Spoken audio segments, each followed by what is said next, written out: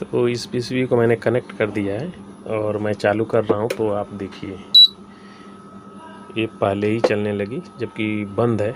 नीचे डिस्प्ले है, ध्यान दीजिएगा वहाँ पे, तो पहले ही चलने लगा। और डायरेक्ट मोटर चलने का कारण क्या रहेगा तो इसको समझिए।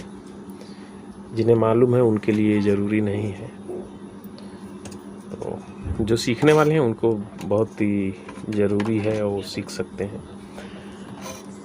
मैं पहले डायग्राम में इसको बता चुका हूँ कि कैसे ये काम करता है, लेकिन डायग्राम पे कोई ध्यान देता नहीं है।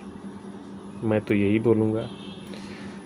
यहाँ पे मोटर की कनेक्शन आप इसमें से देखोगे तो एक जो है इसके साथ में कनेक्ट हो जाएगी। यहाँ से आप देख सकते हो ये कनेक्ट हो गई, और एक कैपेसिटर के ज़रिए कनेक्ट हो गई, ठीक है। और ये जो मेन पॉर्ट होता है, मेन जिस पे कॉमन बोले तो कॉमन की सप्लाई यहाँ पे जो ट्रैक होता है उससे कनेक्ट किया गया है। तो होगा क्या, ये सप्लाई यहाँ पे आके रुकी रहेगी और यहाँ से निकल करके इस सिस्टम को मतलब आगे बढ़ेगा लोड के लिए, यानी मोटर के लिए। इसका जो ये गेट है, तो यहाँ से अगर इसको टच करा दिया जाए, ऐसे अगर टच कराएंगे तो ये इसको बाईपास करता है, ठीक है।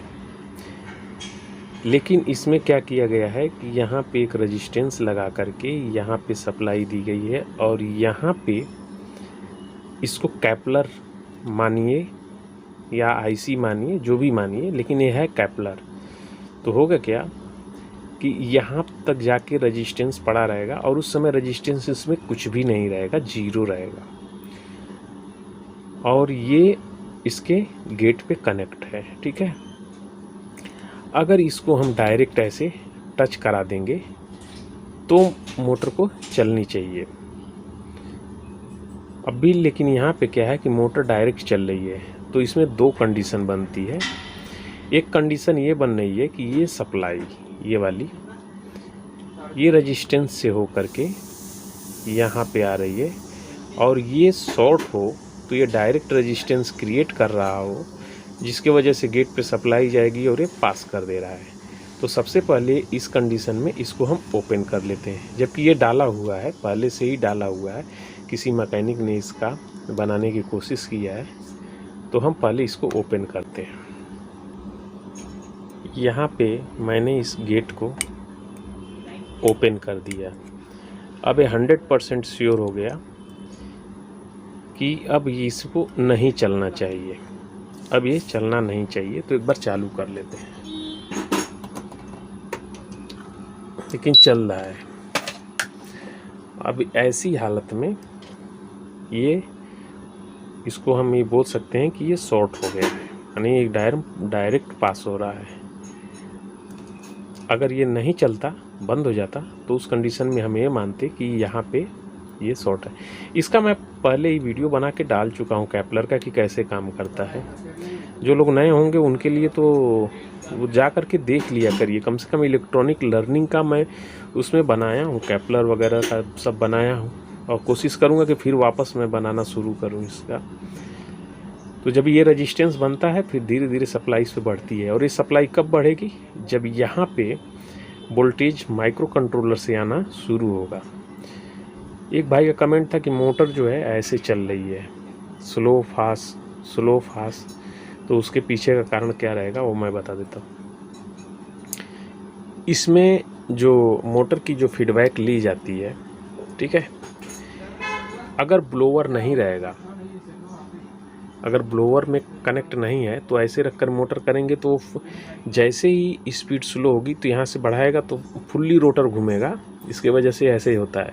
अगर लोड के बावजूद भी ऐसा हो रहा है तो उसका कारण ये रहता है, एक कैपेसिटर इसमें रहेगा, इस वाले लाइन पे, यानी जो ये आ रहा है ना, इस वाले लाइन पे एक कैपेसिटर लगा रहता है। तो होता क्या है कि ये जब भी सप्लाई तुरंत कम कर देगा तो मोटर स्लो हो जाएगी, लेकिन कैपेसिटर में वो रहेगा तो वो उसको एडजस्ट करके रखेगी, यानी जो तेज़ी से हो रहा था वो आराम से होगा, धीरे धीरे, वो मालूम नहीं पड़ेगा और परफेक्टली चलती रहेगी। तो चलिए पहले मैं इसका निकालता हूँ और फिर आगे बढ़ते हैं। BC 547 डाला हुआ है। कम से कम पार्ट के बारे में जानकारी रखिए, फिर इसके बाद आगे चलता है। AC DC ये तो समझना चाहिए कि कौन एनालॉग पे काम करता है, कौन डिजिटल पे काम करता है। ये सब डिजिटल पे काम करने वाले हैं भाई। चलिए ठीक है। तो इसमें जो है मैं ये आप देख सकते हो, ये मैंने लगा दिया। तो BCR 08 जो इनलेट वाल में लगता है वो भी लगा सकते हैं, BT 136 भी लगा सकते हैं, जो चाहें वो लगा सकते हैं, आपकी मर्जी है। तो चलिए मैं आपको दिखाता हूँ। अभी देखिए ये चल भी नहीं रहा है, तो मैं बोल रहा था कि इसको शॉर्ट करके मोटर चेक करने के लिए है, आप ऐसे चेक कर लेंगे। दूसरा चीज़ है, अगर आपको ये वाला पॉइंट को चेक करना है तो इसको भी शॉर्ट करेंगे तो भी मोटर चलेगी आपकी। अब यहाँ पे वोल्टेज आएगा तो जाकर मोटर चलेगी, इधर वोल्टेज आएगा तो जाके मोटर चलेगी। तो मैं इसको पहले चालू कर लेता हूँ एक बार। किधर गया? तो मैं इसको चालू कर रहा हूँ, मोटर चलने लगी। और अब मैं इसको शॉर्ट कर दे रहा हूँ, जो इधर की सप्लाई आ रही है। तो आप देखिएगा अभी बंद हो गया मोटर, ठीक है। तो ये समझना पड़ेगा आपको। मैंने अभी छोड़ दिया, फिर चालू हो गया। तो इस तरफ जो बल्ब है जलना बंद हो जा रहा है, तो इधर रेजिस्टेंस नहीं बनना है, वो रेजिस्टेंस के ज़रिए ये चलती रहती है। ऐसा मैंने बंद कर दिया, तो इसके लिए ये बीच में नहीं हो कर पाया, तो इसके लिए एरर आ गया। तो ऐसा रहता है, यही सब समझना होता है। और यही सब बेसिक का मेन फंडा रहता है कि कैसे काम करता है। अगर ये जानते हैं तो आप कर सकते हैं। और रही बात वोल्टेज की, तो वो भी मैं बता देता हूँ। यहाँ पे क्या वोल्टेज, कितना वोल्टेज होना चाहिए यहाँ पे। अगर यहाँ पे देखेंगे तो इसके बाद 230 वोल्ट की सप्लाई है, तो 230 ही रहेगा।